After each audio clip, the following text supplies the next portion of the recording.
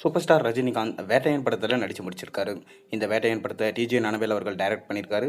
மேலும் இந்த படத்துக்கு அனிருத்தா மியூசிக் பண்ணியிருக்காரு. லைக்கா ப்ரொடக்ஷன்ஸ் பிரம்மாண்டமாக இந்த படத்தை ப்ரொடக்ஷன்ஸ் பண்ணியிருக்காங்க. அக்டோபர் 10 அப்படி இல்லைனா அக்டோபர் 31ஆம் தேதி கண்டிப்பாக இந்த படம் ரிலீஸ் ஆகிடும்னு சொல்லிட்டு சொல்லப்பட்டு வருது. ஆனால் இன்னுமே தேதி குறிப்பிட்டு சொல்லலை.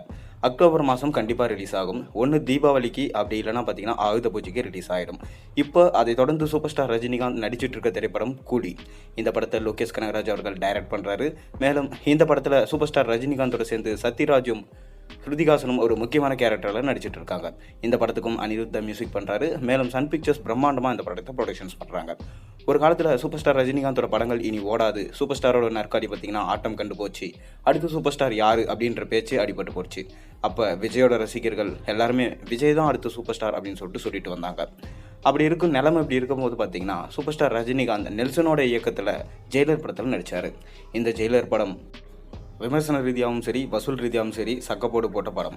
அதாவது சர்வதேச அளவில் 750 கோடிக்கு மேலே வசூலை ஈட்டி மிகப்பெரும் பிளாக் பஸ்டர் ஆஃப் த ஹியராக மாறிச்சு. அதைத் தொடர்ந்து இந்த படத்தோட ப்ரொடியூசரான கலாநிதி மாறன் இதில் நடித்த சூப்பர் ஸ்டார் ரஜினிகாந்துக்கும் சரி, அனிருத்துக்கும் சரி, நெல்சனுக்கும் சரி காரு மற்றும் செக்குகளை பரிசாக வழங்கி கௌரவப்படுத்தியிருந்தார். அதன் தொடர்ச்சியாக தான் பார்த்தீங்கன்னா இப்போ கூலி படத்துக்கும் ப்ரொடக்ஷன்ஸ் பண்ணியிருக்காரு.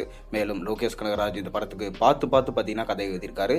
அதாவது ரஜினி என்ன சொல்லியிருக்காருன்னா, இந்த படத்தில் ட்ரக்ஸும் இருக்கக்கூடாது மற்றும் எல்சியூவாகவும் இருக்கக்கூடாதுன்னு சொன்னதுனால இந்த படத்தை தனி கான்செப்டாக ஆர்சியூ கான்செப்டில் உருவாக்க போகிறேன்னு சொல்லியிருக்காரு.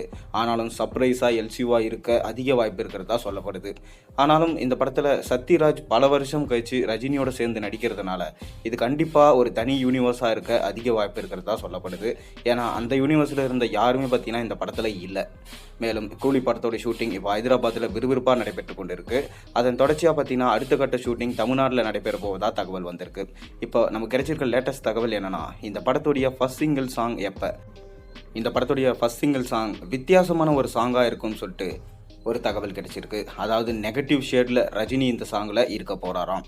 மேலும் இந்த படத்தில் வில்லனே ரஜினி தான் ஒரு பக்கம் சொல்லப்பட்டு வந்தாலும் இன்னொரு பக்கம் இல்லை, கண்டிப்பாக வேறு ஒரு நடிகர்கள் தான் இந்த படத்தில் வில்லனாக ப்ளே பண்ணுவாங்க. அதாவது எஸ்ஜே சூர்யா வில்லனாக ப்ளே பண்ண அதிக வாய்ப்பு இருக்கிறதா சொல்லப்படுது.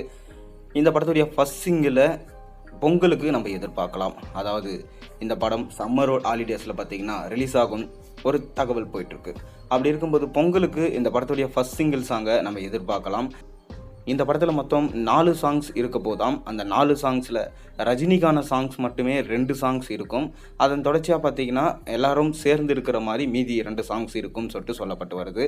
தீம் மியூசிக்கும் பக்காவாக இருக்கும். அனிருத்தோட பேக்ரவுண்ட் மியூசிக் இந்த படத்தோட வலு சேர்க்கும்னு சொல்லிட்டு சொல்லப்படுது. பொறுத்திருந்து பார்ப்போம் ஃபர்ஸ்ட் சிங்கிளுக்கான அப்டேட் எப்போ வரப்போகுதுன்னு. நீங்கள் வெயிட் பண்ணுறீங்களா இல்லையா அப்படின்றத உங்களோட கருத்துக்களை மறக்காமல் கீழே கமெண்ட்டில் சொல்லுங்கள். மேலும் சேனலில் போடுற ஒரு வீடியோஸும் முடிச்சிருந்தா மறக்காமல் சப்ஸ்கிரைப் பண்ணுங்கள், லைக் பண்ணுங்கள், பெல் ஐக்கனை ப்ரெஸ் பண்ணுங்கள். அப்போ தானே ஒரு வீடியோஸ் நோட்டிஃபிகேஷனாக வந்து சேரும்.